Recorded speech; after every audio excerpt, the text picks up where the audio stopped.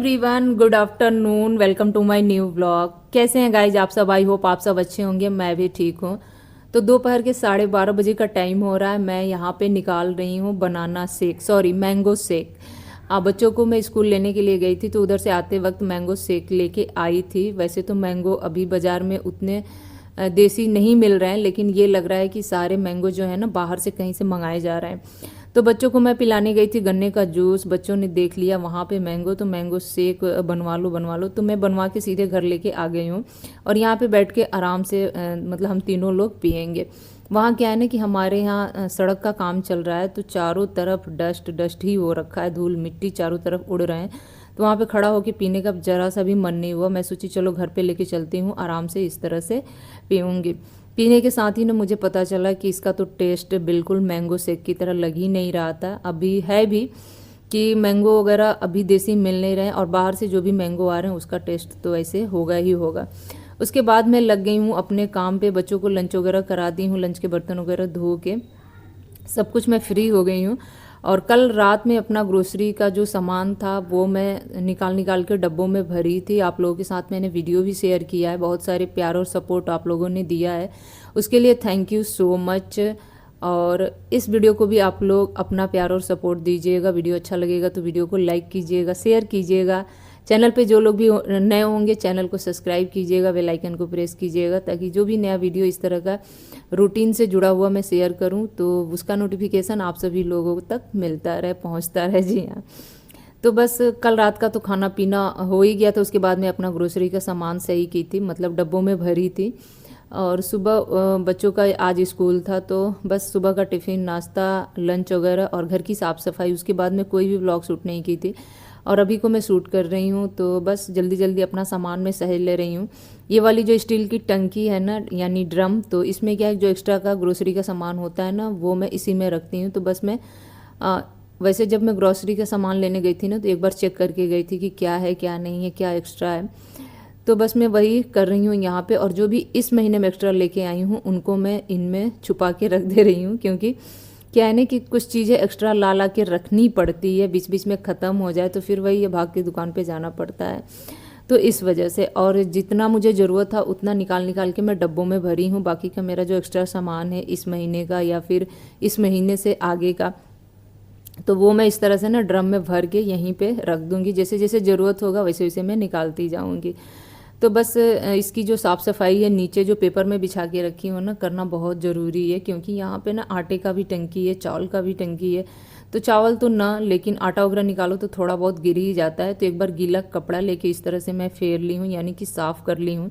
अच्छे से साफ़ हो गया है। अब बारी आ गई है किचन के सभी छोटे बड़े डब्बों का डस्टिंग करना। जी हाँ, हफ्ते में एक बार या 15 दिन में 2 बार 3 बार कर दो ना तो ज़्यादा सही रहता है। हालांकि यहाँ धूल मिट्टी किचन में नीचे तक तो बहुत ही कम आता है, लेकिन हाँ चिपचिपा चिपचिपा नहीं होता है, लेकिन थोड़े बहुत तो डस्ट उस पर घस घस जैसे जो होता है वो जम ही जाता है। तो बस यहाँ पे एक सूखा कपड़ा लेके फटाफट इस तरह से पोंछ के इनको दोबारा से सेट कर दे रही हूँ। और जो मैं मसाला लेके आई थी, जैसे कि मेथी दाना, जीरा वगैरह, छोटे छोटे जो आइटम थे, छोटे छोटे डब्बों में भर के इनको भी लगा दी हूँ। हींग भी था। तो यही सारी चीज़ें ना सहेजने में टाइम भी लगता है और आलस भी आता है। इनको ना करो ना तो पता चले कि 1 हफ्ता 2 हफ्ता इसी तरह टलता रहेगा, टाल मटोल करते रहो। और हाथ के हाथ समेट दो, साफ़ सुथरा करके लगा दो तो भाई काम ख़त्म हो जाता है। और ऐसे कामों में आलस क्या दिखाना। लोग कहते हैं ना आलस मनुष्य का शत्रु होता है, ये सभी जानते हैं, लेकिन कभी कभी ना किसी किसी काम को करने में बहुत आलस आता है। और वैसे भी नवरात्र 1-2 रोज़ बाद शुरू होने वाला है, तो घर की साफ़ सफाई करना बहुत ही ज़रूरी है। तो किचन तो मेरा खैर साफ़ सुथरा है। थोड़ा बहुत अगर साफ़ सुथरा करना होगा तो इस तरह से मैं थोड़ा थोड़ा करके करती रहूँगी। हाँ, मंदिर वाला जो मेरा कमरा है ना उसका डीप क्लीनिंग करना है, और बाकी जो बाहर का बेड वाला एरिया हॉल है उसकी साफ़ सफाई करना है। देखिए डेली बेस पे मैं साफ़ सुथरा करती रहती हूँ ना, तो बहुत ज़्यादा हेडक नहीं रहता है। हाँ, झाले वगैरह ऊपर नीचे मैं चेक कर करके बीच बीच में निकालती रहती हूँ। कहीं गलती से छूट भी जाए ना तो मेरा ध्यान ज़रूर उस पर जाता है। और जाते के साथ ही ना मुझे ऐसा लगता है कि डंडा उठाओ या झाड़ू उठाओ, जल्दी से उसको साफ़ सुथरा करके निकाल दो। जी हाँ। तो इस तरह से अपने घर की साफ़ सफाई मैं करती हूँ। और सच में कुछ लोग कहते हैं ना कि सफाई का कीड़ा है इनके अंदर, तो सच में है। मतलब गंदी चीज़ें मुझे बिल्कुल अच्छा नहीं लगता। टाइम है तो साफ़ सुथरा करके उसको फाइनल कर दो, और नहीं है तो भाई 1-2 दिन लेट ही हो जाता है कभी कभार। तो बात करते करते आपसे देखिए सारे डब्बों का जो डस्टिंग है वो मैं कर दी हूँ, दोबारा से इनके जगह पे इनको मैं सेट भी कर दी हूँ। और इस तरह से जब मैं साफ़ सुथरा करती हूँ ना, तो एक आध डब्बे ऐसे निकल के आते हैं ना जिन्हें मतलब धोना भी रहता है।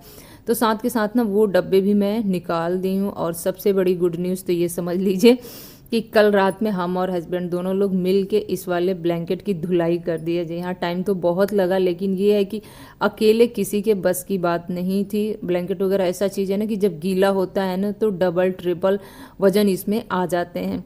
तो हम दोनों लोग मिल के यहीं बालकनी में इसकी धुलाई कर दिए बहुत अच्छे से सर्फ वगैरह डाल के। और लगभग 30% 50% ये सूख भी चुका है। इस तरह से धूप में इसको उलट पुलट करके मैं यहीं पे सुखा ले रही हूँ। ड्राई क्लीन के लिए मैंने नहीं भेजा था, क्योंकि वहाँ आप सबको पता है पैसे भी लगते हैं। और पता नहीं क्यों मुझे ऐसा लगता है कि जिस तरीके से हम लोग धोते हैं उस तरीके से वो लोग धोते हैं कि नहीं धोते हैं। तो इस वजह से अपने हाथ से धोने का मज़ा ही कुछ और था। और जो सुकून मिला वो तो खैर हम लोग के सामने ही था कि किस तरह से हम लोग उसको धोए हैं। बस अब आगे की बारी क्या है देख लीजिए। यहाँ पे अरबी के पत्ते मैं काट रही हूँ, और ये मतलब एकदम तैयार हो गया है पकौड़ियों के लिए। अब इससे बड़ा होगा ना तो अच्छा नहीं लगेगा, क्योंकि बड़े बड़े जब पत्ते हो जाते हैं ना तो वो साथ के साथ रूढ़ भी हो जाते हैं, जिनका पकौड़ियाँ बनाना ना जल्दी हो नहीं पाता है और फिर खाने के बाद नुकसान भी करते हैं। सो इस वजह से इनको मैं काट ले रही हूँ। काटने के साथ में इनको अच्छे से रगड़ रगड़ के धोऊंगी। मतलब रगड़ना क्या है, फिर भी 4-5 पानी अच्छे से धोना होता है, क्योंकि पत्तों के ऊपर ना धूल मिट्टी बैठे ही रहते हैं। अगर अच्छे से ना धो तो फिर खाते वक्त वो घिस घिस करते हैं तो अच्छा नहीं लगता है। 4-5 पानी अच्छे से धो के और इसके मैं बनाने वाली हूँ आज पकौड़िए, क्योंकि आज पतिदेव जी ने भी बोला था कि रात के डिनर में अच्छा वाला पकौड़ी बना के खिलाना मुझे। उनको पता है कि मैं पकौड़ी बहुत ही अच्छा और चटपटा बनाती हूँ। मैं अपनी तारीफ़ नहीं कर रही हूँ, लेकिन होता है ना एक आध चीज़ें किसी किसी के हाथ की अच्छी लगती है, तो इस वजह से।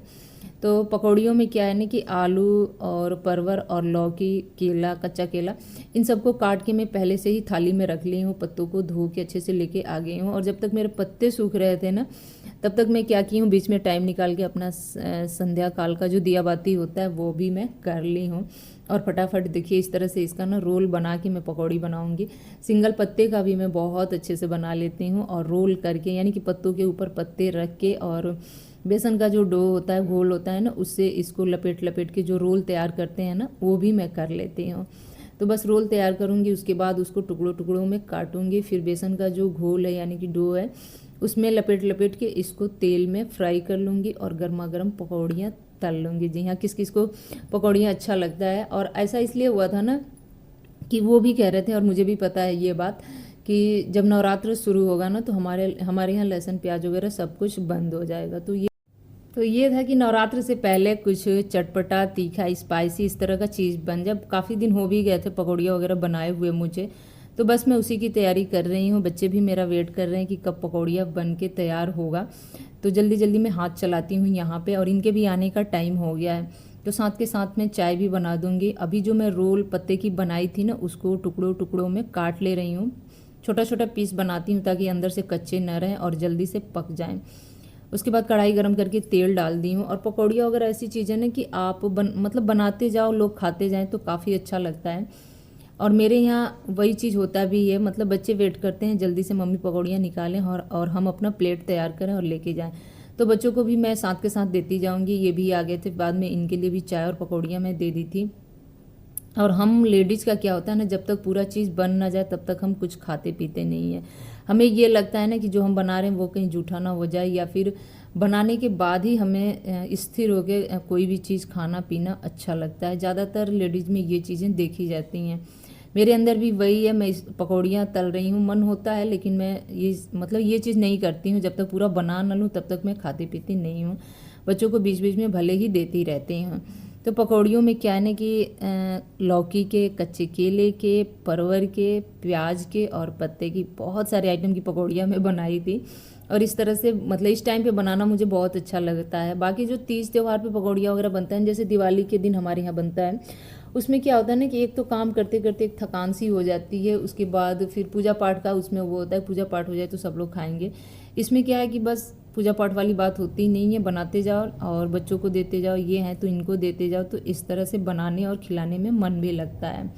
और वैसे भी आप लोग कमेंट करके ज़रूर बताना कि किस किस को चाय के साथ साथ पकौड़ियाँ अच्छी लगती हैं या पकौड़ियों के साथ चटनी अच्छी लगती है। चटनी तो खैर मैं इस टाइम पे नहीं बनाई थी जी हाँ।